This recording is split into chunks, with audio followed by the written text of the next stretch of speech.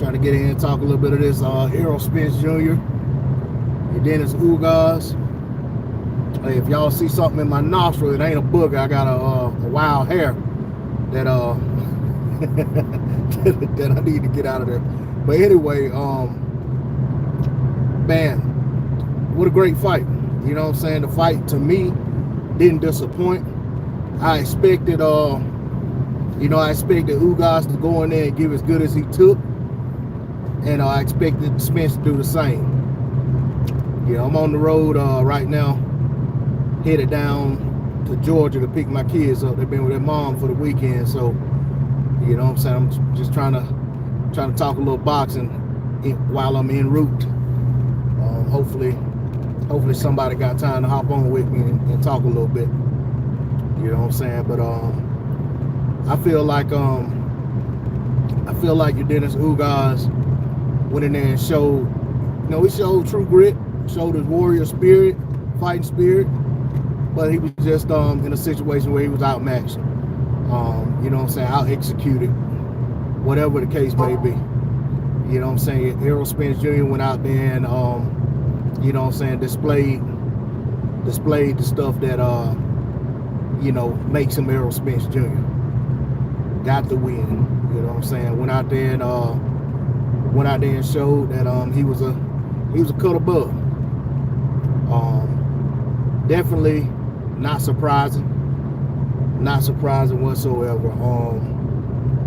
I will say that I had been one of those people saying we're probably not gonna get a stoppage, and when we did get, when it did conclude in a stoppage, you know what I'm saying, that gave me even more, you know what I'm saying, gave me more anticipation for the fight with Terrence Crawford that's supposed to be next. You know, I feel like you want to see guys going to big fights or big matchups on a high note. You know, I was glad to see your Dennis Ugas going to the Spence fight coming off of that Pacquiao win. You know, Spence last time in the ring coming off a dominant performance against Danny Garcia.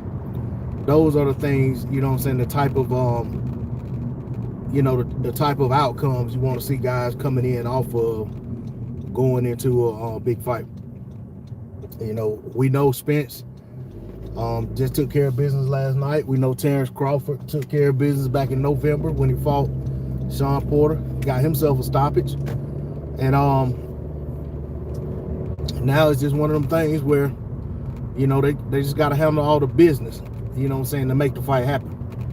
You know, they got to handle the things inside the ring that must be handled to get the fight over the line, you know what I'm saying? And that's the part that, you know what I'm saying, we just have to play the waiting game. You know, we're not involved in that whatsoever. We probably in many cases are privy to information that we probably shouldn't be concerned about.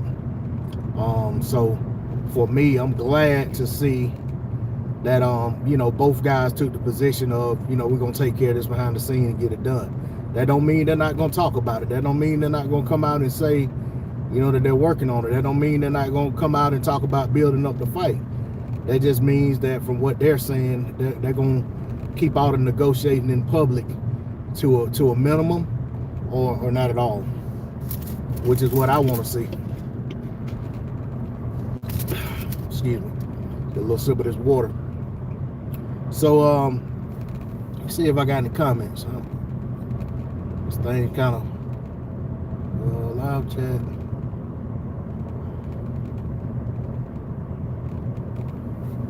Hey, if y'all hear me, all right, come and drop a comment. I'm trying to see if I can see these comments. I'm on this phone, so usually don't, you know what I'm saying, if you're in the building, let me know you're in the building, you know what I'm saying, even if you're somebody who ain't usually in the building, you know what I'm saying, holler at me. LW Boxing, what's going on? You know what I'm saying?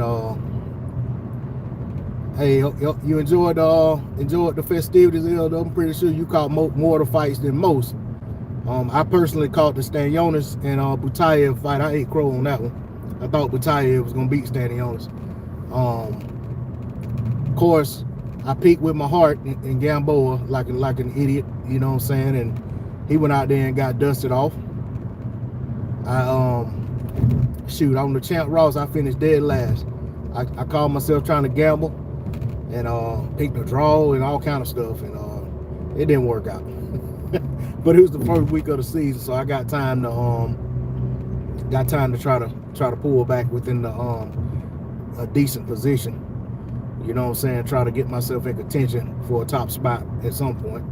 You know what I'm saying? The good thing about it is from week to week, you can go from finishing dead last one week to finishing top 2 or 3 the next. So my goal is to get me a top 3 finish next week. But you know, hopefully I can make the right picks and make that happen. But yeah, L Dub, I agree, man. It was a great night of boxing in my opinion. I actually caught the Brandon Lee and Ochoa fight as well, and I came away impressed by both guys. You know, I picked Brandon Lee by stoppage. He ended up getting a decision, but you know what I'm saying, it was a very, very good fight.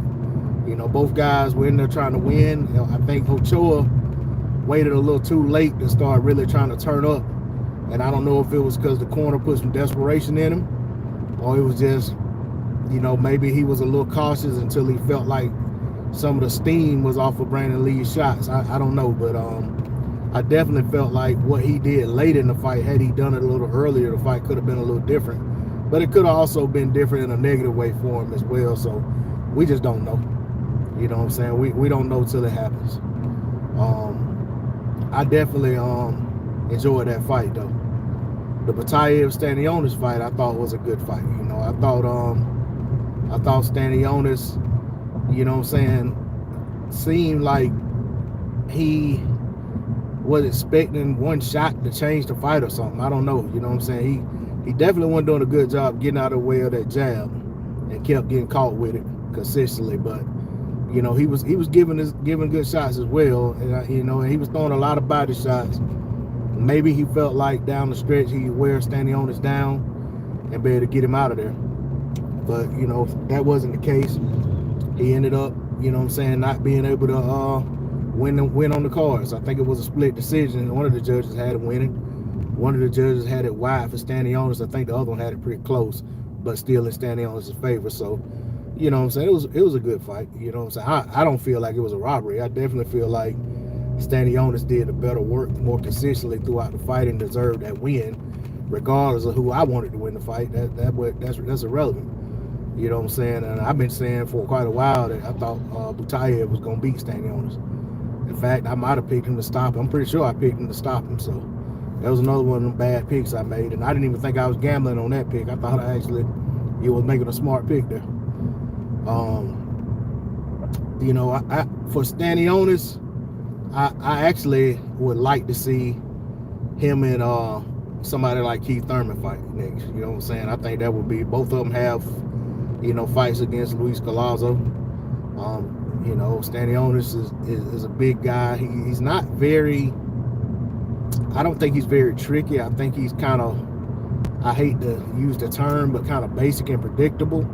But he has a very strong, solid jab, and he's consistent with it. But I think that's the type of guy that would make for a great opponent for Keith Thurman, a fight that on paper he could lose, but at the same time you could make the argument that that's the type of guy that's tailor-made for Keith Thurman. You know, so it's one of them things where, you know, how much wear and tear does Keith Thurman have on him? How much tread is left on those wheels, you know, to face such a guy?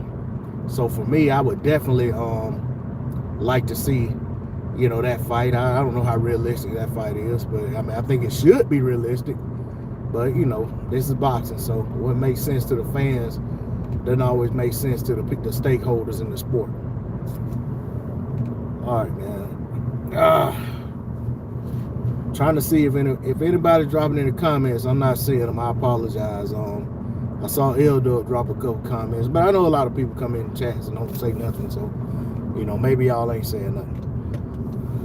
But I just want to apologize if y'all are and I'm not seeing it, because, you know what I'm saying, I wouldn't ignore the chat. You know, I am trying to keep my eyes on the road. That's my number one priority. But, you know, definitely would you know what I'm saying, if y'all are saying something, would like to know what you're saying. I'm sitting at this light now. Let me see if I'll close that back down. Top chat. All right. So Dalton Voss, Hey, salute. What up, D-Lo? Good fight last night. Ugas fell in the Errol's strengths. Crawford is a whole different animal. It's 50-50. Yeah. I mean, I felt like this fight was 50-50. Even after the outcome, I don't feel like calling it a 50-50, 60-40 type fight was a bad assessment. Because at the end of the day, you know what I'm saying, you can have two guys that are very closely matched and have a lot of even guys who had a lot of the same accomplishments.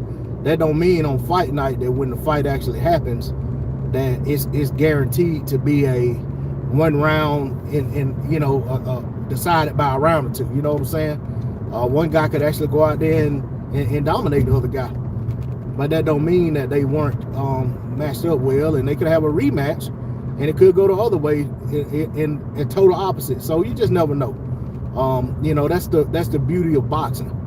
You know what I'm saying? And even in a lot of sports, for example, you know what I'm saying? But boxing's a little bit more unique because it's more mano with mano. But you can have a guy go out there and fight a guy and look absolutely horrid, and then fight him in a rematch sometime later, maybe the next fight, maybe years later, and go out there and completely dominate the guy. So it's just one of those things. You just never know in this sport. Oh, excuse me. You know, I'm kind of in a good area right now, so hopefully everything's coming through fine. But if I get to a bad area, it gets choppy, I just go ahead and shut down the live stream, because I'm on these back roads from South Carolina to Georgia, and it does get a little bit choppy from time to time.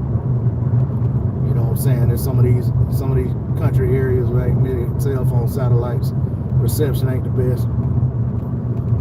You know, so what do you guys think's next for Ugas? We know what we want next for Spence, but what do you guys think about Ugas? What do you think about him going forward? You know, where does he go from here? You know, who's a good opponent for him? Does he stay at the class? Does he stay at the weight limit, or does he go up? He's a big guy for 147. We know he stayed at 140 for a while before going to 47, but this guy's big. You know what I'm saying? You can see Ugas potentially fighting at 154, 160 at some point. You know, I know he's not a spring chicken, but you know what I'm saying? I don't think he's ready to be put out the pasture yet either.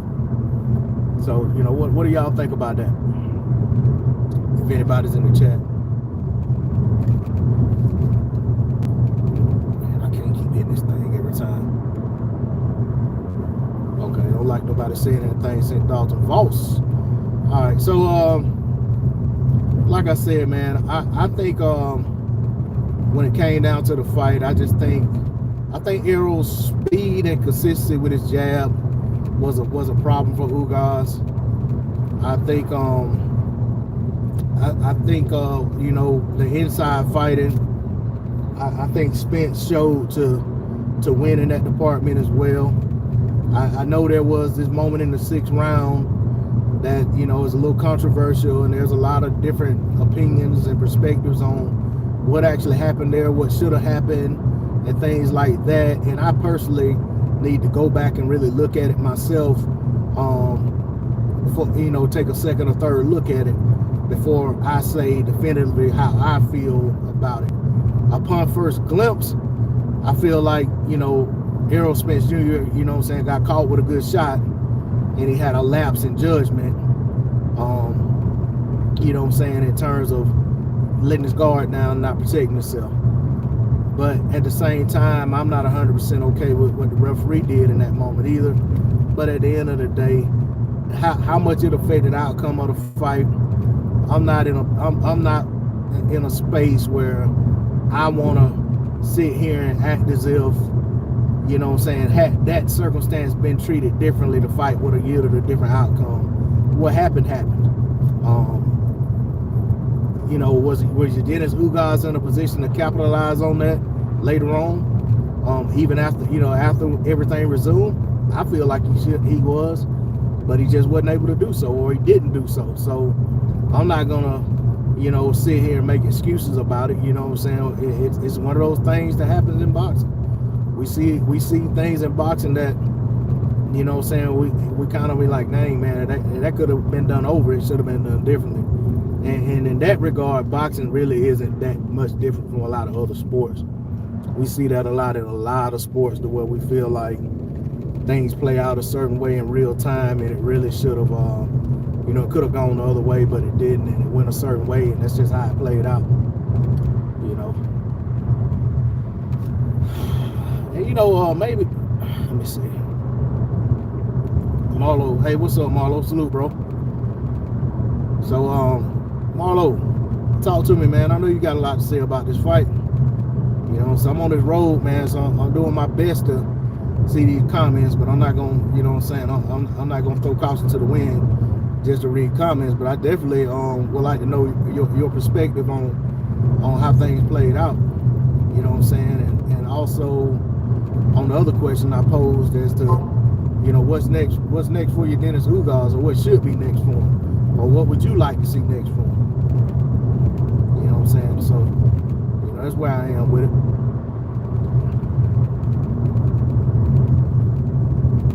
But anyway, like I said, comments are coming in slow. I don't know if people just ain't putting comments, or it's something with my phone. And you know what I'm saying? It ain't sound like I'm whining about comments. I'm not. More so, I just don't want y'all thinking that, I'm ignoring your comments. That's all. I don't want y'all feeling like, what I'm saying, y'all taking the time out to drop your opinions and your perspectives, or whatever the case may be, and I'm just totally disregarding them. Because I'll be honest, I came on to talk about Spence Ugas, but what I'm saying, if y'all want to take it somewhere else, we can talk about whatever, what I'm saying, within the confines of what's going on in the sport of boxing right now. And that's where I am with it. But I'll touch on my boy Gamboa. One of those crazy picks I made this week, gambling, and that helped me find my way at the very bottom of the Champ Ross Fantasy Prediction Boxing League. I think I made a video about it earlier today, man. But I think it's time to call it curtains for Gamboa.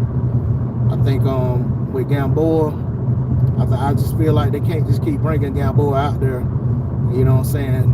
looking like he done turned back the hands of time in the weigh-in and in the ring walk, and then get in the ring and look like he should have been out of there 5 years ago. You know what I'm saying? So, I don't want to see Gamboa to the point that his quality of life post-boxing is adversely affected in a major way because of something that he sustains and having one fight too many. You know what I'm saying? The stoppage last night was bad enough, but it can get worse. You know what I'm saying? So for me, as a fan of the sport first, but also a fan of, oh man, all these Amber Alerts, Monroe, Georgia. But also a fan of Gamboa. You know what I'm saying? I don't want to see Gamboa go out like that. I don't want to see Gamboa in a situation where, you know what I'm saying, he gotta be brought out to the ring to enjoy the fight. He can't even walk himself out. You know what I'm saying? As one of the former fighters to show up at an event. Especially with everything that's going on with Cuba, now officially allowing their fighters to turn professional. I feel like Gamboa, although he's on his way out and maybe done, should be one of the ambassadors of that, because Gamboa came over here and represented Cuba well and done some really good things, for the sport. You know what I'm saying? And done some really good things to put some attention on Cuban fighters in the professional ranks. And he didn't do it by himself, but I think he was one of them. He was one of the stalwarts that people talked about. Gamboa was always exciting to see. There was always high drama in his fights. You know what I'm saying? Gamboa might be dominating and get knocked down in the 9th round. Get back up, dust himself off, and get his man out of there. Get back on the dominate performance and cruise to a unanimous decision win. Gamboa missed his super fight, because his opponent got stopped.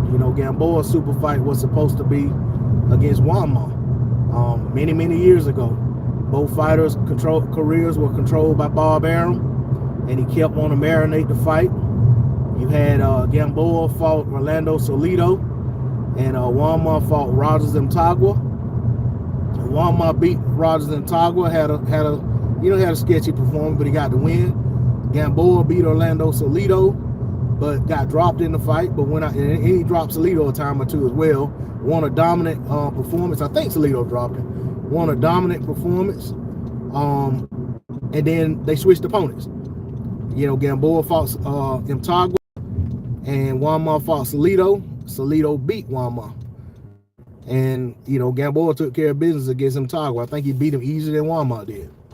But, once Salido beat Wanma, that was kind of the end of that super fight opportunity. They ran it back with Wanma and Orlando Salido, and Wanma was beating him again like he had been in the first fight. And then he ended up getting stopped. And that happened in both fights. I felt like Wanma was winning. And that was supposed to be Gamboa's super fight to really announce him as one of the stars in the sport.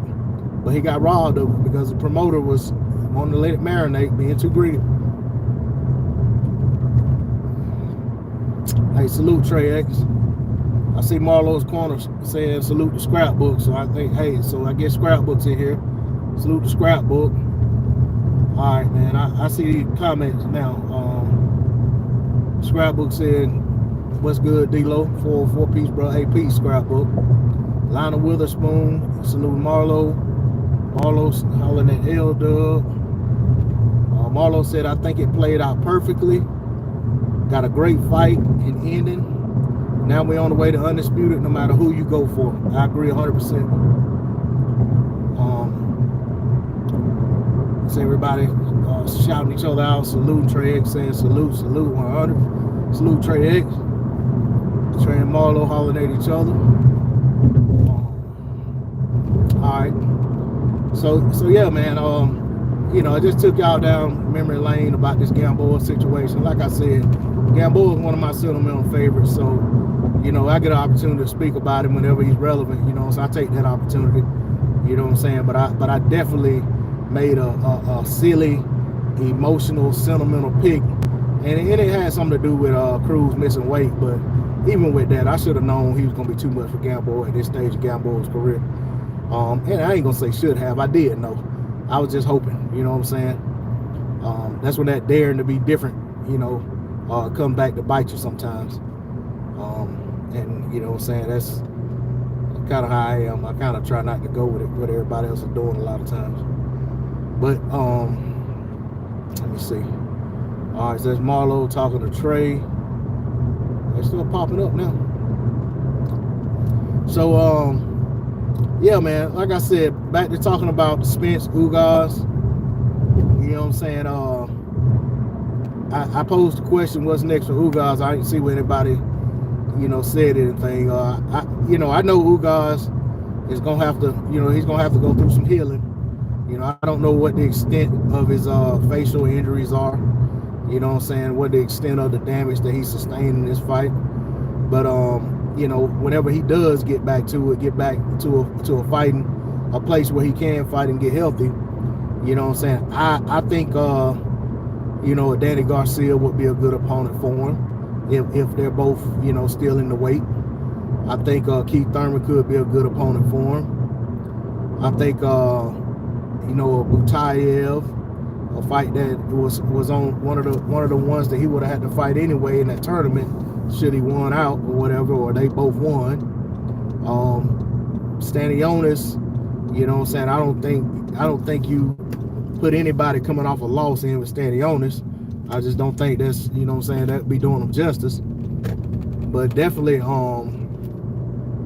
Boutayev, he's coming off a loss. You know what I'm saying? And Thurman really ain't but one fight back from a loss, and he basically was given a layup. So I'm not opposed to Thurman fighting somebody coming off a loss. You know what I'm saying? But I don't think he should fight two straight opponents coming off a loss. That's the only issue I have. So in that regard, I'd rather see Thurman fight Stanionis than fighting somebody, you know what I'm saying, who just took an L, especially a brutal L. You know what I'm saying? A stoppage loss. He was just giving a guy coming off a stoppage loss. So, but I'm definitely not trying to hear or see any mention of Keith Thurman fighting Errol Spence Jr. or Terrence Crawford. That's something I just ain't You know, it's just something I just ain't up for. So you know what I'm saying? That's where I am with it. But hold on, see about saying anything to me. You talking to me? Let me see. Marlo's corner rewatching the fight. Let me see. One fight doesn't get you dead last. Oh man, come on, man. I said that was one of. I didn't say that was the only. I was gambling. I made a lot of outlandish picks. You know what I'm saying? And Bout was one I thought was a good pick, and it was wrong. I got several fights right, but I picked decision instead of knockout and vice versa. The Friday fights I pretty much missed them. I just sent Champ Ross third round KO on all 3 fights. One of them I actually got the right winner. The other 2 I didn't. I didn't even look up who the fights were. But you know, I got to do better. I knew I was in the league. I had all week to make my picks. I should have set aside time to do it. Ain't no excuse. Hey, the thing about being dead last in anything, you can only go up from there.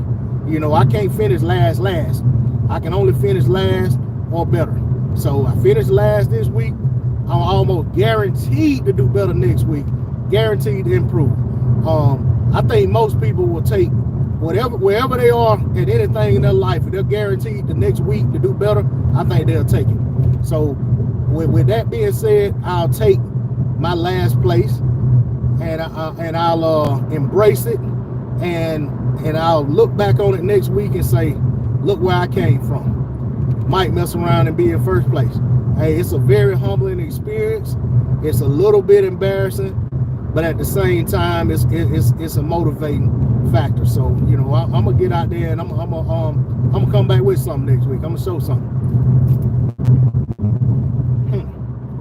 Same thing make you laugh, make you cry, fellas. When y'all looking up at me next week, I'm gonna be laughing. When Ennis wins his fight, I want him to fight Stanionis. Yeah, that would be a good fight.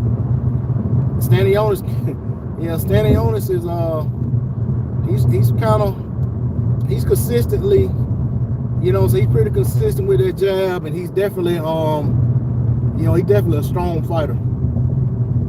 I don't think he, you know what I'm saying, shows a lot of angles and things like that, but you know, that's not everybody's game. D Young says salute D Young.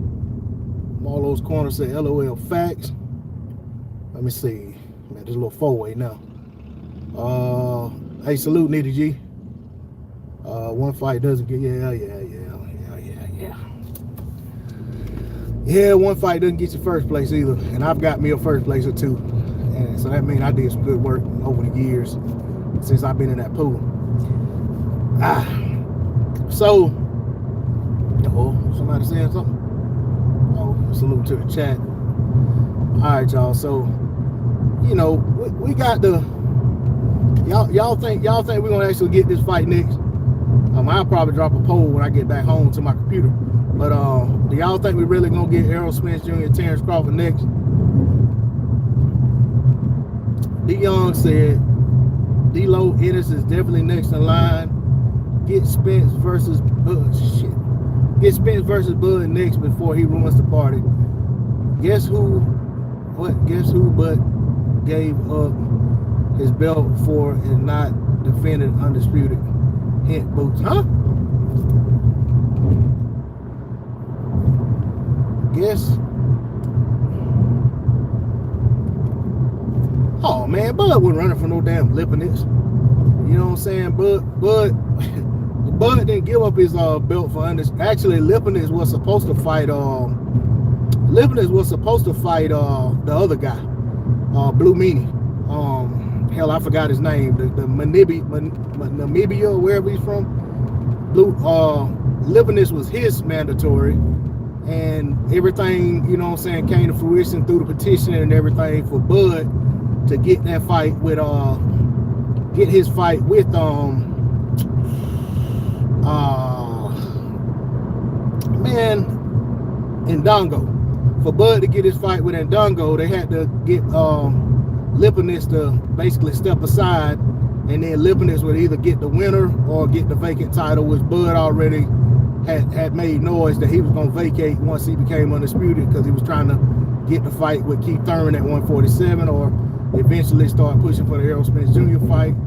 I'm not gonna down a man who vacated and moved up a division and went right into a title shot and won that belt. So, you know what I'm saying? But at the end of the day, I don't think in no way, shape, form, or fashion Bud was running from Lebanese, who basically held one fight. He picked up the belt and here come get it. And I didn't even think Lebanese won that. I'll be honest, I remember that fight. He was fighting some Asian looking dude for that vacant title. I didn't even feel like Lebanese won that damn fight.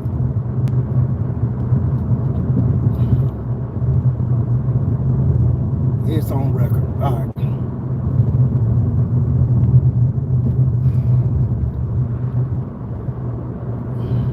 The IBF forced a purse bid 10 days after Bud became undisputed, so he dropped the belt in the story. Yeah, Bud didn't hang around. It ain't like Bud stayed in the division. I mean, he did what he said. Hey, what we always like to hear people say, Spence doing what he said he gonna do. Bud did what he said he gonna do. He went up to 147, called out the big names. They all had other plans. Errol Spence Jr. had to fight all these confidence builder fights before he could fight fight Crawford. Want to let Crawford cool off a little bit, like Triggs like to say. And you know what I'm saying? The rest is history. Now we don't have any more heavy lifting to do. We can get the big fight. Crawford should be easy work for Errol Spence Jr. considering Spence did all this heavy lifting. So you know what I'm saying? Y'all bet accordingly when the fight get made. You know what I'm saying? Because Spence done all this heavy lifting and Bud ain't fought nobody at 147. I mean, the money should come in. The money should pour in on Errol Spence like the great flood.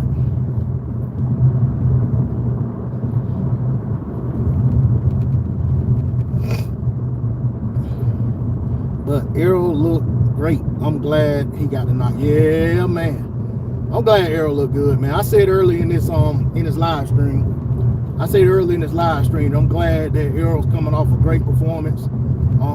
You know, to me, he just beat the best opponent when all things considered that he's ever been in the ring with, and he beat him handily. And he did that going into, you know what I'm saying? That's the fight he's gonna come in versus Terrence Crawford off of. Man, that's impressive. You know, that's gonna make for an interesting backstory going into this Crawford fight. Crawford doing what he had to do, you know what I'm saying, and taking care of business against Sean Porter. You know what I'm saying? The one thing about it, the common denominator, both of these guys are coming into a fight, stopping guys who never been stopped. And you know what I'm saying? I wouldn't take that away from either one of them. Just like I said in my video about Spence, a stoppage is a stoppage. I don't care how much Ugas wanted to continue. I don't care if Ugas never went down in the fight. I don't care if his corner didn't throw in the towel. A stoppage is a stoppage. Same thing with Bud versus Porter.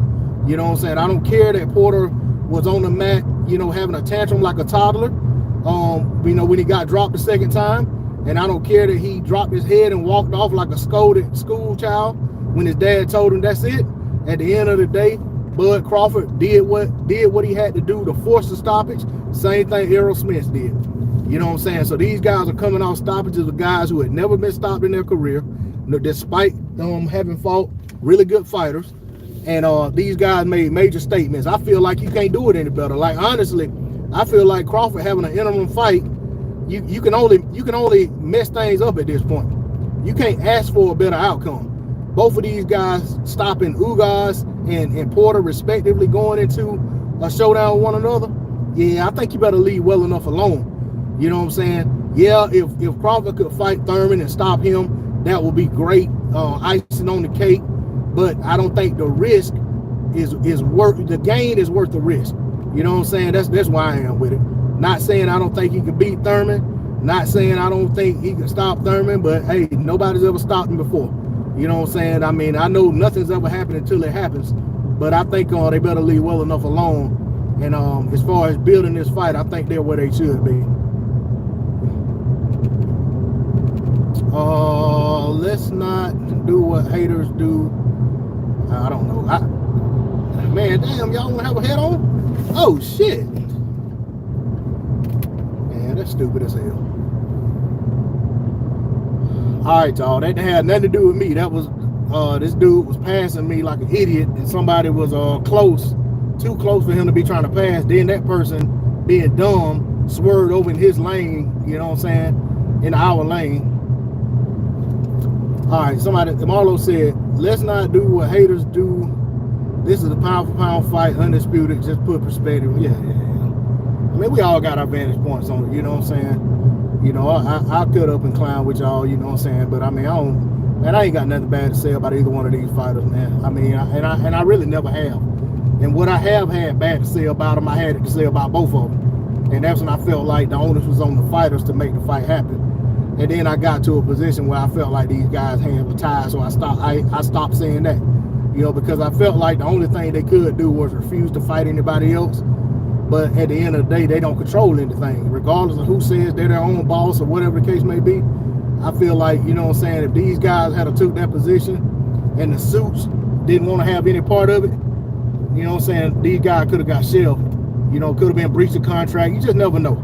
You don't know enough about the legality and the logistics of the paperwork that they're entwined in. So it kind of doesn't make sense to be speaking on it in that type of light. So I kind of just backed off of that position and let these guys breathe. You know what I'm saying? Let them do what they're doing, and kind of got to a place where I felt like these guys were probably talking behind the scenes more than they were letting on, and that they probably had already came to an agreement that this is what's going to have to happen before we can fight, and this is where, you know, where the rubber's going to meet the road, you know.